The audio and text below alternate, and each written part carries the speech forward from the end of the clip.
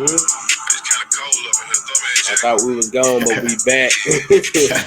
Welcome back to another episode of the TBD show. I am Byron. With me today is Don P. Our brother Tax could not be here today, but hey, the show must continue and go on. So, but together we do make the TBD show. So I say let's kick it off and keep it moving.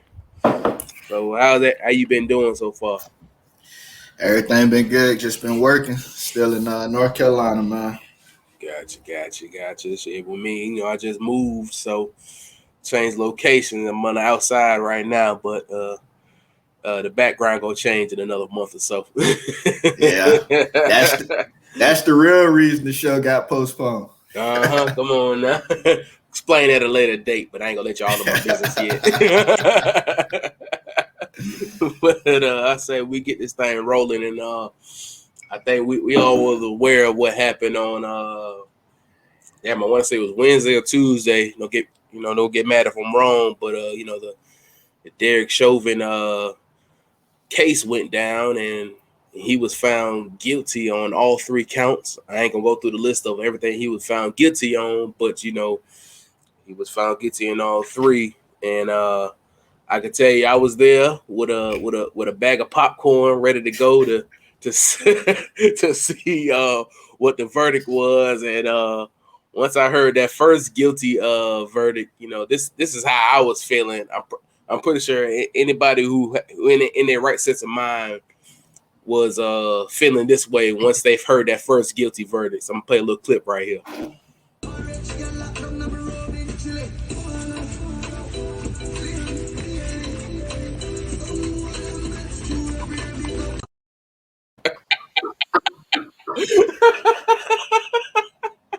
Yeah, hey, when that first guilty here, I said, oh, hold on, kept on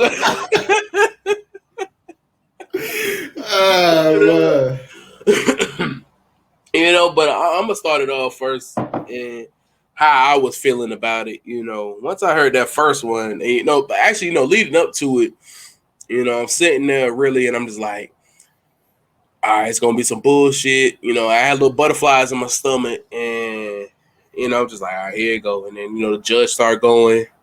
He started reading, and he asked the juror, "How do you find on this charge?" And they said guilty. I literally was like, "Oh, okay, shit, okay, let's go." And then they read the next charge, guilty. Read the third one, guilty, and I'm just like, "Oh shit!" He was literally guilty on all of them. But if you really pay attention to the thing, and one of the charges was like second degree unintentional. They get you with that. Like if you don't really know too much about that unintentional shit, that's that. Of course, he didn't intend to kill him, but it just happened by accident. So they try to slide that in there. But the biggest thing is, it's not over yet until the sentencing happened, and so I'm still not want to say fully satisfied until I know how many years Buddy getting. You know what I'm saying? So, but what's your take on everything with that?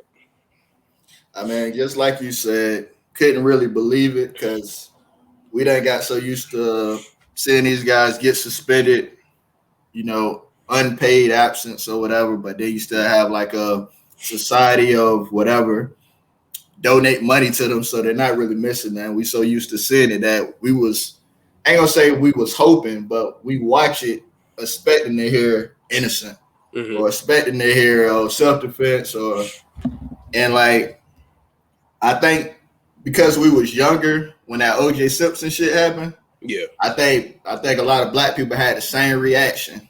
Like when that happened, when he got that sentence, and like, man, I can't believe he really got it. You know what I mean? Yeah. So, and then it just like I think it was funny too because I talked to this white guy that worked with me last year, and maybe 2 years before last year, he was like, first day I ever met the guy. We're in this meeting doing our turnover, and he walks in the room and says, "I don't watch NFL football." because of what those guys doing. They don't stand up for the flag, and Mm-hmm. there's only two black guys in the in that room. It was me and the safety guy. Yeah. And we laughed to ourselves and we talked about it after. He was like, man, whatever. And he went on his rant in front of like 13 people. Nobody Yeah. said nothing, and I just laughed because they really thought it was about the flag, but it was really about moments like these. Thank you. Pretty And much. Come on now. and now, and then 2 years later, which was last year, he says, "Hey, Diamond, is it really that bad?" And I just laughed. I'm like, what you mean? Is it really that That bad? bad. He was Come like, on, man. he didn't realize it was really that bad until it got to the rioting. You know what I'm Yeah. saying? And I know they watch the news more than me. So you saying these black people keep getting killed for no reason by the policemen, Left and and right, y'all. you didn't think it was that bad until the riot started happening, Yeah. until the protesting started happening. Mm-hmm. And the funny part about it is he asked me, I said, the only way we can fix it or stuff will get cut down if you hold these people accountable. I Definitely. said, it's just like your kids. If your kids ain't gonna get a whipping or get punished, why would they stop doing whatever they're doing? Definitely. Come on now. They pretty much gambling. I don't watch 30 people. I don't watch 30 white police officers shoot 30 black people and ain't nothing happen. Come on. All they did was get suspended for work, probably become a hero in white supremacy. Well, hold on. Hey, it's suspended with pay. Come on now. Oh, with pay. Oh, damn. I thought it was without you know pay. what I'm saying? Like they still get to feed their family, you know what I'm saying, even while they're suspended. So they on vacation then. Pretty much. So they on vacation. They kind of become a hero in white supremacy. And they donate money to them. And it's crazy. They'll be quick to start a GoFundMe for the officer once they get a little suspended. Like, oh no, we got to support our brethren. You know what I'm saying? Like, come on now. Like this shit is all cold, but it's like just going back to the kneeling. It's like it was never about the flag. The biggest thing was police brutality, and the man we're gonna talk about, Colin Kaepernick. The biggest, he sacrificed his whole career just for this specific issue right here. You know what I'm saying? Dealing with the ongoing killings and hurtings of unarmed black women and men. So it's like I said, once the guilty verdicts came down, it was like, it's a little step in the right direction, but it's still a long ways to go. And I heard a saying from Shannon Sharp the other day. He said, "This ain't nothing but a pebble thrown into the ocean."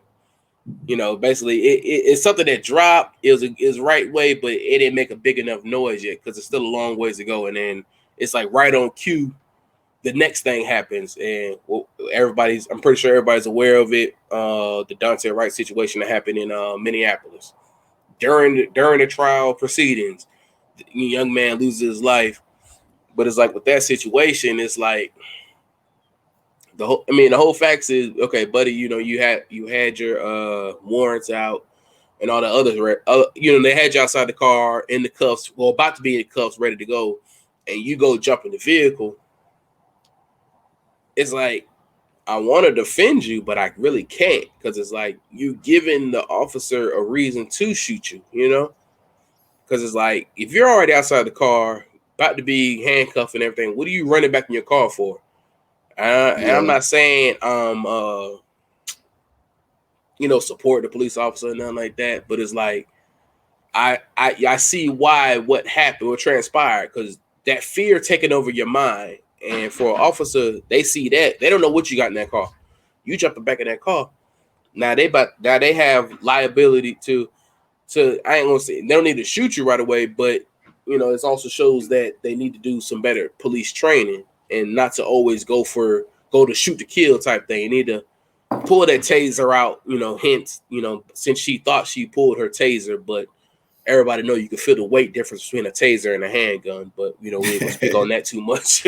But it just to me, I can't justify saying, damn, buddy shouldn't have lost his life. I mean, yeah, he should have lost his life, but it's like you gave him a reason to do what they had to do, because they don't know what you got in that vehicle, like I said before. So, like, what's your take on that situation? I mean, You're right about the part that they don't know what he has in that vehicle. But we was looking for it, and I guess they got YouTube set up a certain way that you can't find the videos. Where I done seen on Facebook that it'll be a white, like, it was an actual video. It was this white guy following this white lady. The white lady was the police officer, and he's screaming, "I'm going to kill you!" And he never got shot. He never got tasered. I think the video is like 2 minutes long. He's walking around his SUV, following her, screaming, "I'm going to kill you!"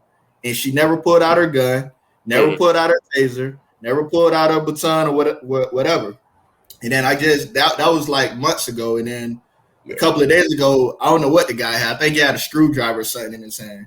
And two police officers had their baton, and this guy just swinging it at them, and they're backing up. And then he turns around and walks off. So what you're saying is right. Yeah, we don't know what he has. And, plenty of times black people have been shot because what they think he has. Yeah. And there's plenty of videos of white people, you can see what they got, and they still don't get shot. Gotcha. Well, speaking on videos, I think it's a perfect time we could show the difference between a white person getting pulled over versus a black person getting pulled over. So right now we're gonna show y'all 2 clips. Wait, hold up. Before you clean it up, he's making it sound good. He's gonna show you the difference with white privilege. White privilege. Okay, there you go. Now you can play it. Okay, all right. Here's the first clip. Y'all be the judge of this one. Just get out of the car. I'm just asking. We'll get this figured out. Just come out and just get out of the car. You release me now. You can't do that. Release it. I have Second Amendment rights, David. Okay. Just get out of the car. Come on. Come back here. We'll talk about it. Excuse me. This right here is a reason to defend myself, cast a doctrine. You know that. We'll get this figured out. Don't do it. Please. Just come on. Get out of the car, sir. Just get out of the car. Just step out. The gun's down. No, just step out. Just step out of the car.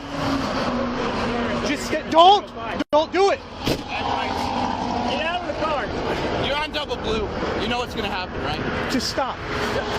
You need to get out of the car. That's a lawful order. You're going to go to jail. No, you're obstructing. You're pointing a gun at me, sir. Right now, my life's in threat.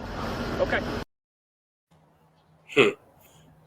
Tell me they ain't sound like they was talking to their little body or something. Please. Come on now. Like, just that, if y'all remember that scene in there when Buddy yanked his hand back. Unhandy. You can't tell me us blacks, we wouldn't have felt that same. Well, actually, we wouldn't have received that same. Come on, buddy, please. Really? They pleading to him? Please. And he closed the door. Come on now. And if anybody's seen that video, the extended part after that clip before it cut off, he says, "I'm about to drive off." We would have never did no. As soon as we uttered them type of words, we probably got 2 bullets in our ass. And he said the gun's pointing at me. Yeah. I'm in fear for my life. What? Come on now. While he's sitting there calm, collected, yank the hand back, close the door. Come on, man. Kept saying the Constitution. I ain't saying which part of the Constitution. Come on now. So, but I'm gonna show you, the shit that we deal with on our end. Here's this clip.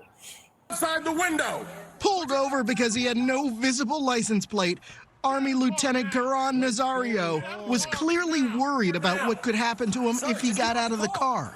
I'm honestly afraid to get out. Temporary tags on Nazario's new SUV were taped to the back windshield, something the Windsor, Virginia police officers had apparently overlooked. Get out of the car now! I'm serving this country and this is how I'm treated.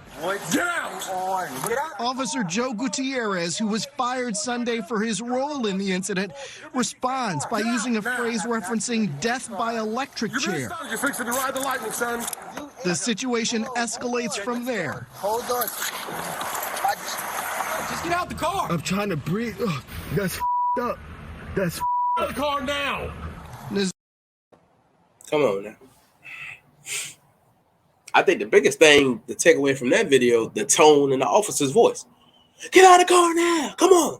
Get out. Like the first video I showed, come on, guy, please. Just get on out. Come on. Like it's blatantly right there in our face.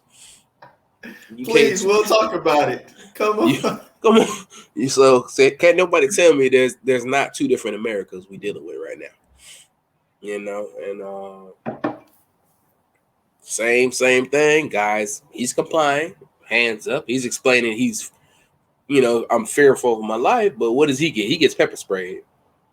The other guys get the officers begging to him, please, just come on, get out. Like that.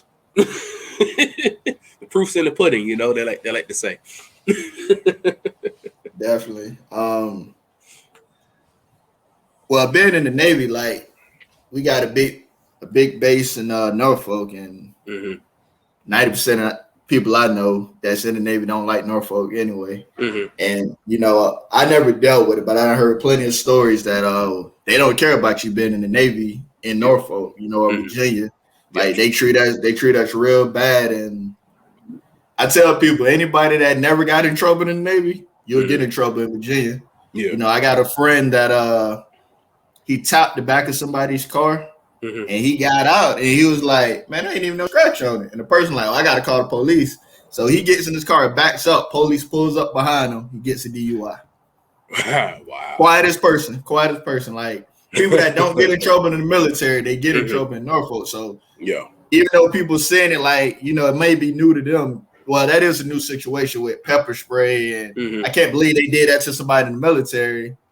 Virginia, the police in Virginia, Norfolk, they don't care about the military because I think they probably feel like we do whatever we want or whatever, but they don't care about people up there. So that's not a big surprise with me. Yeah. But I will say this: if you got common sense, I'm pretty sure none of them colorblind. You can see when he stick his arm out that's a military uniform. Come on now. You know what I'm saying? Like I done heard plenty of stories where people show they military ID and they don't get a speeding ticket. That's never happened to me. I still get the same speeding ticket. I've heard those stories. I've worked with plenty of people who used to be in the Army and all that. And they say, man, I was going about 110 and a 75 or whatever, get pulled over, show that ID. Oh, yeah, man, go ahead and go, bro. Man, you good. Like, it's kind of crazy, what we deal with around here. It's just like, I guarantee if you was doing that back when you was serving America, in a sense, you did 110 or whatever, they about damn near to drag your ass out the car. Yeah, I never got caught doing 110, but I've been doing 90, and I show them my ID. They still write me the same ticket. I actually had one guy I never dealt with, that kind of stuff, but I had one guy. I give him my license and my ID, and he says, "Why you showing me that? That don't mean nothing to me." but when he went back, he just wrote my ticket and I left. But yeah, like for instance, common sense. He stuck his arm out the window. Y'all seen the uniform. Y'all got up on him. Y'all still seen the uniform. The guy said, "I'm serving the country." You know what I'm saying? And y'all still did what y'all wanted to do with him. Like, it wasn't no plea. It wasn't, hey, just get out. We'll talk about it. All you had to do is say, hey, where's your license plate? He would have told you, maybe it's tinted. Y'all couldn't see it, but it's taped right there. And that could have been handled accordingly. But they chose to do what they want to do because, like I said, I think a lot of them, they already had it in their mind what they're going to do once they pull you over anyway. I'm going to cut you off. But, the biggest thing that they always, they tell you this. They say, hey, if you're fearful of the police, like if you're about to get pulled over at night, drive to a well-lit area, right? They tell you that. They tell everybody that. So the moment you do that, in this instance, a black man does it, now they're already angry because now they're, oh, what are you doing? What are you driving to a well-lit area for? Well, y'all tell us to go drive to a well-lit area if we don't feel safe where we're getting pulled over at. But so it just one of the things, like I said, it just shows you the type of America we live in, where everything is two different things, and it's like you were saying, back to the uniform thing. It's like the biggest uniform we can't take off is the color of our skin, Yeah, definitely. And that's the biggest thing. And that's the biggest thing they fear of. They're fearful of the color of skin that we have on us. Like, that's shit that trips me out. Yeah, definitely, because they probably ain't seen that uniform, but they seen them hands. You know what I'm saying? They seen the hands, they seen the face. If it was some white hands sticking out that sleeve, they probably would have walked up, holstered their guns, and had a full conversation and said, "Thanks for serving our country." Come on now. They would have said, "Well, thank you for all you do," da da da da, and then kept it moving. Exactly. Once they see it was a black man behind that wheel, that whole guard went up. Whoa, what is this? No, you can't do that. Like, come on. And you know it's funny. I don't know what it is with the military too. It's like a psychology thing, right? So every job I go on, I'm usually the only black guy, and you know, and I tell people they think I'm joking. I tell people being from Florida and you know growing up a certain kind of way, I can look at somebody and tell you how they feel. You know what I mean? Tell you if they may be racist or whatever. I can just look at them, and I can't even explain why, but I can. Yeah, same. Definitely. So like, I can look at them, I can tell they got a problem. So then they start searching, asking me all these questions, right? And then when I say, "Oh yeah, I was in the military," their whole tone changed. "Oh, thanks for your service," and they relax. Like it was one guy, you know, the safety guy was like, "Man, I know what side of town he's from," and I'm laughing because I met the guy before he met him. He's like, "I don't trust that guy." I said, "I know why you don't trust him, because he reminds you of somebody you know." So he kept saying he grew up where I'm from. I know what side of town he's from. I said, "I'm gonna tell you this. You've been saying this over and over." And I said this 2 nights ago. I said, "You keep saying you know where he grew up from. I bet you my whole paycheck he grew up from the side where the racist people at." And he laughed. He said, "Dom, you're absolutely right." He said, "You know who Duke David is?" I said, "I don't know." He said, "He's the Grand Wizard in Louisiana. In that area, that's where that guy grew up in." I said, "Well, I already knew." You know what I'm saying? I already knew, but that guy don't give me no problem, you know, because you know, you get these good jobs making money. They know how they gotta be. You know, they gotta play it a certain way. But like I said, all about playing your cards right. You know how they do. Like I said, if that goes up, what are they going to be able to say if the lawyer says y'all couldn't tell that was a military guy with the uniform? Y'all didn't see all of that? But what they did, you see how they fired the police officer that did that. That's how they avoid all that. So ain't none of that going to trial, none of that. Now, if they just did the paid administrative leave, then okay, we might have had a trial. But since they fired and they're like, "Oh well, that officer no longer works for us, so don't hold us accountable for that." Basically, that's what that move was. Well, they need to hold them accountable, and this is why. When they showed that Derek Chauvin, whatever his name is, it don't even matter. When they showed his track record, he been getting away with shit since 2013.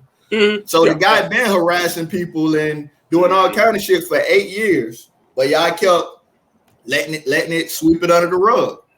And then y'all couldn't sweep it under the rug once he killed somebody, but he been doing racist stuff like this. Because that video was key. Yeah. The biggest thing was the video. And it's like this. The way he wrote the police report, it didn't match up what that video was showing. So it's like, okay, so of course the video ain't gonna lie. So obviously you lied on that police report to save your ass. That's pretty much all that was. So that's what Dan there screwed him. And I can't remember the young lady's name who recorded it, but it's thanks to her for recording that. Now we got this guilty verdict. But like I said, once again, don't forget that sentencing is the biggest thing, because they might hit his ass with, okay, you got time served, okay, you're free to go, you know. But then again, at that point, if some shit like that go down, we might not have no city of Minneapolis no more. You know what I'm saying? I mean, I feel what you're saying on the sentencing, but I guess like so much stuff that happened that I ain't gonna say this is gonna happen for everybody, because you've been saying LeBron and all the people posting you're next. They might not be next, but we got to sacrifice somebody to kind of make it look like we care. Yeah. So you know what I'm saying? They can do something drastic and say he gets the electric chair and everybody's happy. But then what follows after that? Or is everybody gonna get the electric chair? Is everybody gonna get 50 years? See, the thing with that, you gotta watch some tricks like that. When basically what you just touched on. Okay, well, let's give them an electric chair or whatever. Okay, they happy, and then people might lose sight of it. Now you can't lose sight of it because the fight's still going on. You gotta keep on pushing for change and everything. You can't just because they took care of that one person that everything else is gonna be fine. Nah, you gotta keep I don't want to use the fragrant the term, but keep your foot on their neck in a sense. You know what I'm saying? Oh yeah, like you gotta keep the pressure on them, because if not, as soon as you let up, that's when shit gonna not change for the good. Put it that way. Yeah. But I want to ask you, touching on the military. I mean, did you experience or seen any type of racism in the military during the time you was there? Absolutely. If you could elaborate, Absolutely. if you give us something, just a little something, you ain't got to go into full detail if you don't want to. You know what I'm saying? But no. I'm gonna tell you a story. And I mean, one of the dudes, I still like. I don't talk to him on a regular, but I seen him recently. I actually seen him the night that I met my wife, and she don't like him. They got into it or whatever. Well, he got into it with her friend. Yeah, he got into it with a friend. But that guy, he's a good guy. He's like that young guy that speaks his mind and he won't lie to you. So that's what made him dope to me. So it was him. I can't think of the other guy, but I ain't really hang with the other guy. But the other guy was from Atlanta, young guy, and this guy's from Indianapolis. Yeah. They 19, right? And they drink. They done made it on base. He sleep. The other guy done ran the stop sign, right? Yeah. So if you know how military work, they got to take a test to make the next rank. And they was like E3, so they would have been E4s, which is a third class petty officer, which they've been waiting 2 years to take this test. Run a stop sign, and they get it from underage drinking, DUI, all of this shit. So these dudes on restriction, lost rank, and now they gotta wait longer to take the test. They gotta wait like another year or whatever to take the test now. Now check this out. We had I don't know their names, but I didn't hang with them either, but we ain't had no problems. But so we're overseas, and I want to give you the right country. I don't want to tell you the wrong shit. I think we're in Scotland. Okay. We're in Scotland or Spain. These two white guys get drunk, break into a store. So I'm like, oh, they ass is done. They getting captain's man. They losing rank. They got suspended bus.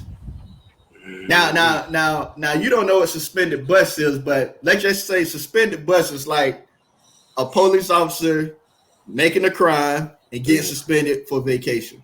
Gotcha. But so I'm finna go in on suspended bus. These guys have suspended bus. So suspended bus mean, let's say you're E5. Right now you're E4. Right? And you got this for a couple of months. Yeah. And if you get in trouble in that period of time, you get knocked down another rank. Okay. So now you done lost 2 ranks. So that sounds bad, but this is the kicker. When they put them on that suspended bus for 30 days, I think, we was on the boat. You can't get in trouble on the boat. Yeah. There's no alcohol on the boat. We're not going to the club. None of that shit. All you're doing is standing your watch and going to sleep, go eat, talk to your friends. You can't get in trouble on the boat. It's impossible. You gotta, the only thing that'll happen is somebody get caught having sex. That's the most that can happen. You can't get in trouble on the boat. Yeah. So you gave these guys suspended bus and nothing happened to them. You know what I'm saying? Yeah. But these guys right here, they done lost rank and they gotta wait to take a test over. Now, if you ask me, breaking into a store is a bigger crime than running a stop sign. Yeah, definitely. And I know somebody may look at this, maybe another community will look at this and say, well, they had a DUI. There was underage drinking. Nobody got hurt. It was like 3:00 in the morning. They ran a stop sign because I guess he was that drunk. They even made it to their barracks. They got knocked down, captain's mask. These guys broke into a store overseas. That's great. And they got some stricter laws overseas for sure. So for them breaking in the store, that shit, they could get tried over there. Yeah. And then I seen situations that, and I always tell people, like, I'm always on point, but I was like, if that was me, my ass was gone. Yeah. It's been situations that they'll do a search. Mm-hmm. And somebody had an empty bottle of alcohol in their locker. Yeah. The chief moved it. If it was me, I can't tell you if my chief would have moved it. Mm-hmm. You know what I'm saying? We had that same situation.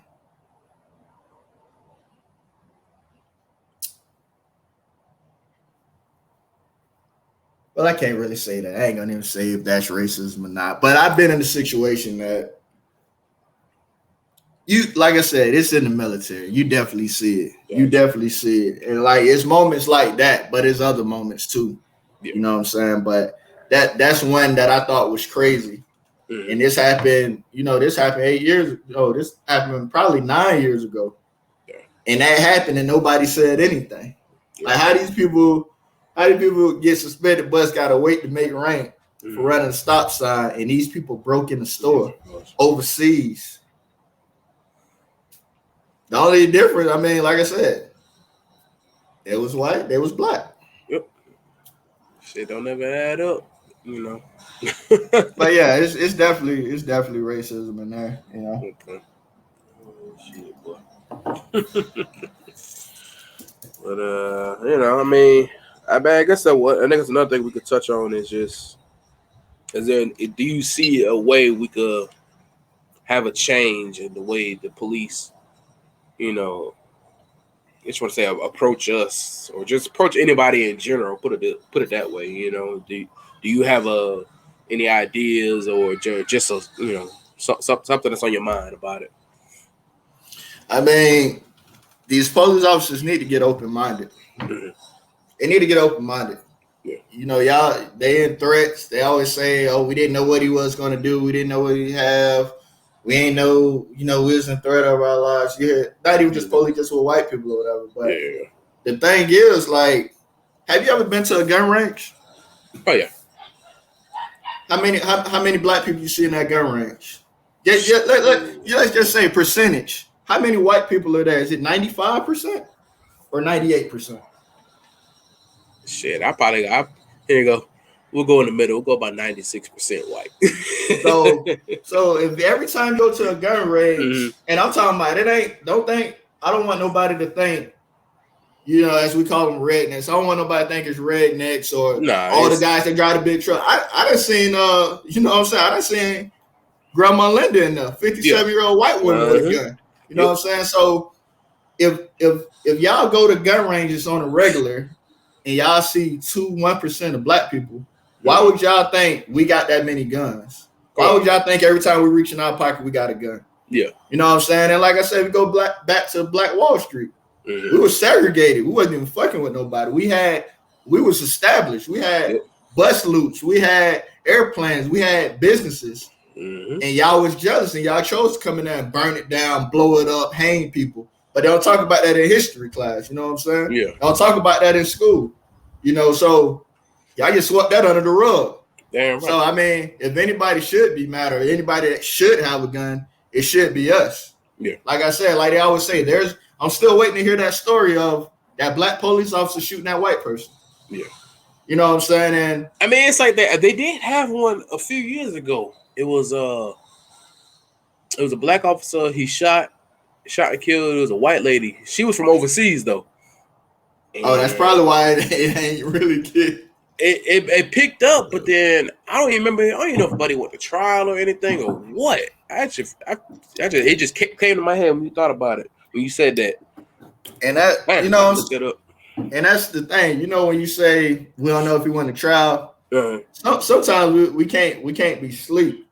Mm-hmm. Sometimes you got to realize that, like Chauvin, let's say they give him life. Yeah. Let's say he get the electric chair. Mm-hmm. Do they really feel like that, or do they feel like let's sacrifice this guy so they can stop talking about it? Yeah. And we gotta pay attention to that, because like I said, I tell you this, it's a risk. But if a black police officer did shoot a white guy, they can say, well, if we give him this one white guy versus these thousands of black people that they got killed, maybe we even. Even though all the white people even still mad, getting killed. But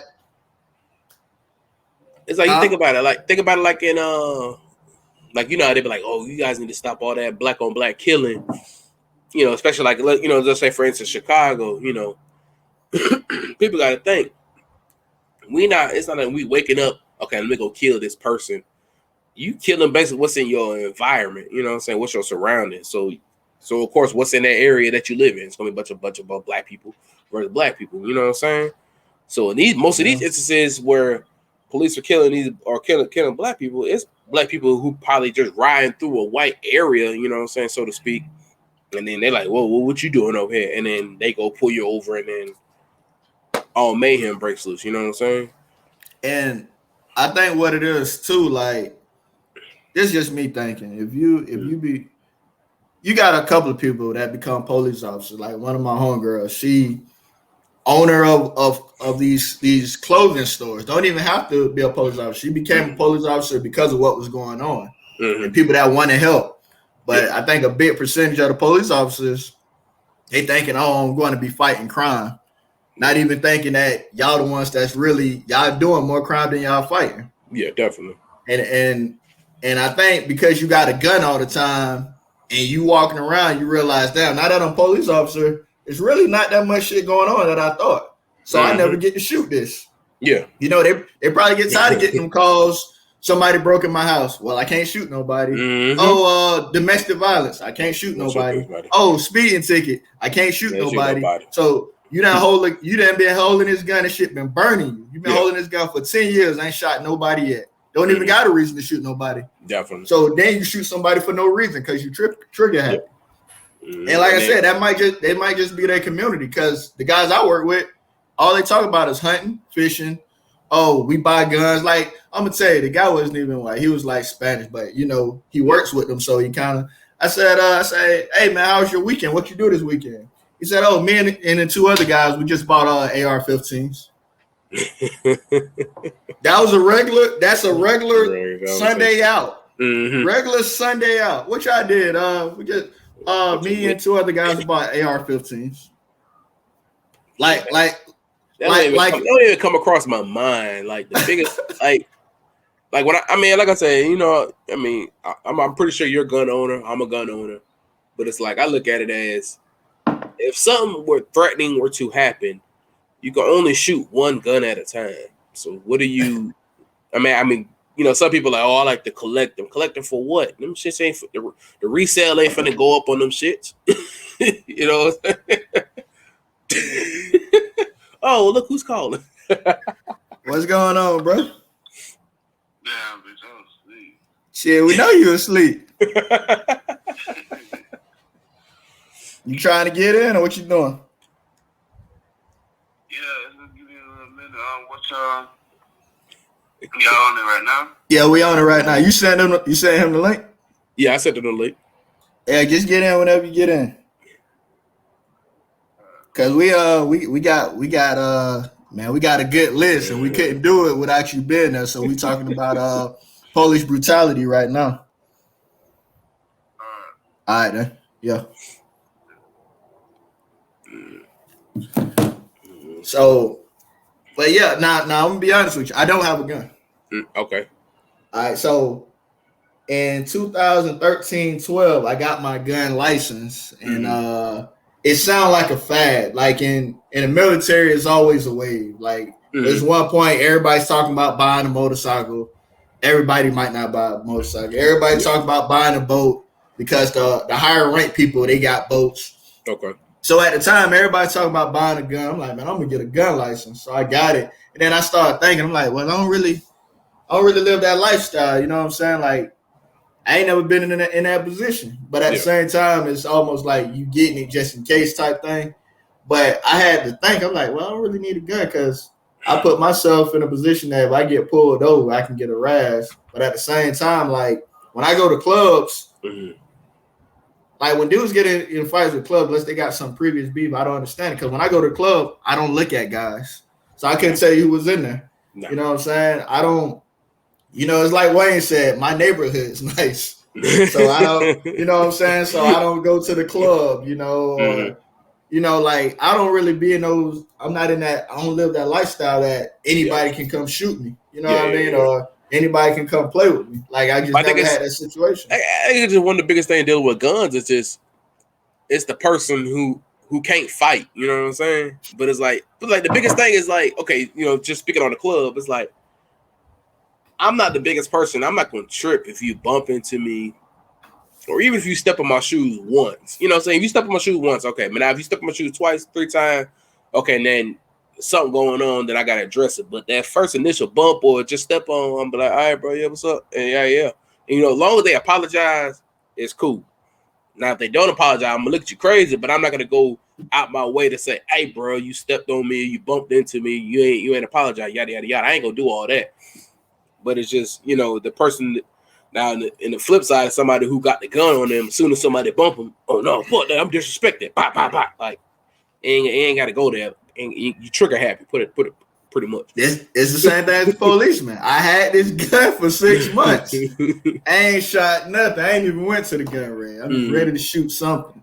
You know what I'm saying? And me, like, you gotta weigh yourself on that scale. Like, I got way more stuff to lose than you, so I just don't even put myself in that situation. But definitely, most of them people, they might not have nothing to lose. That's how they live. They think that's cool. That shit ain't cool to me. I got more stuff going on than that. You know what I'm saying? But that is some people's lifestyle. I ain't mad at them. You know, you got to do what you got to do.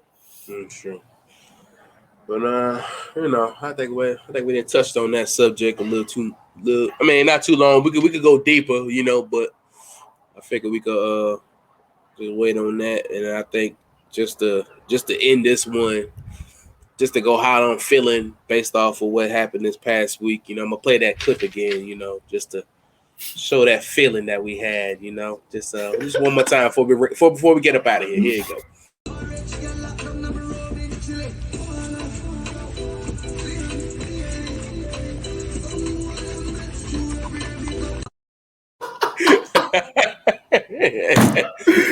Hey. to wrap it up, it's been another episode of the TBD show. I am Byron. With me is Don P and our brother Tech, who couldn't be with us, but as you seen, he called in. But we will be back, and we'll see y'all again in another day. Peace out. Hold on.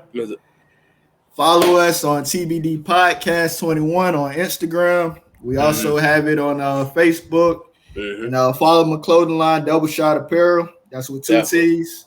Definitely. And I don't know, you trying to cook up another one today, or what you think? I'm still waiting on my package, you know what I'm saying? But we're going to leave it at that. All right. I'm going to holler at y'all later. Yeah. All right.